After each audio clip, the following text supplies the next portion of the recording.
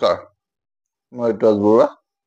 অসমৰ মুখ্যমন্ত্ৰী ডক্টৰ হিমন্ত বিশ্ব শৰ্মা আজিৰ তাৰিখত অসমৰ 1 নম্বৰ জনপ্ৰিয় ব্যক্তি।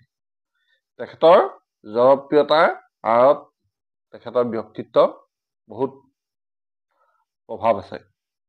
তেখেতে সাধাৰণ মানুহৰ লগত কেনেদৰে ব্যৱহাৰ কৰিব লাগে সেইটো তেওঁ এটা ইউনিক ষ্টাইল আছে।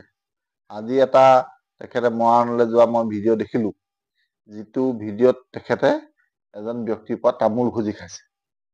এই অসমৰ ইতিহাসত বা যিকোনো ধৰণৰ ভাৰতীয় স্বাধীন ভাৰতৰ ৰাজনীতিত এইটো এটা বিৰল ইতিহাস হ'ব যে য'ত এনেধৰণে তামোল বা তেনেকুৱা জাতীয় বস্তু কোনোবা মুখ্যমন্ত্ৰীয়ে খুজি পিনি সাধাৰণ জনতাৰ পৰা খাইছে।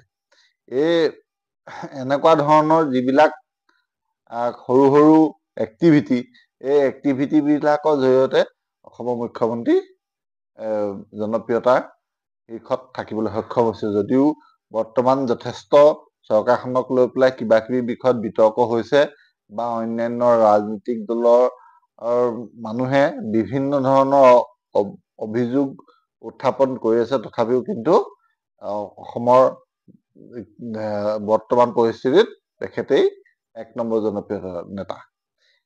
আজি কি হৈছিলেনো সেইটোকে চাওঁ আহকচোন বাৰু। ভালে আছে আপুনি?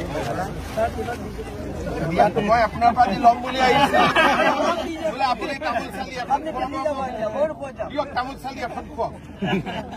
আনিছে নে নাই দিয়ক, তামোল চালি এখন খুৱাওক। আজি মই ৰাতিপুৱাই মনত ভাবি আহিছিলোঁ যে আপোনাৰ পৰা তামোল চালি এখন খাম দিয়ক।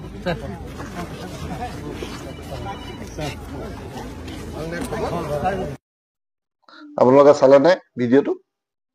এইটো চাই পেলাই আপোনালোকে কি অনুভৱ কৰি ল'ব। অসমৰ মুখ্যমন্ত্ৰী জনপ্ৰিয়তা এই এনেকুৱা ধৰণৰ এক্টিভিটিবিলাক আপোনালোকৰ ভাল লাগে নে নালাগে কমেণ্ট কৰি জনাবচোন।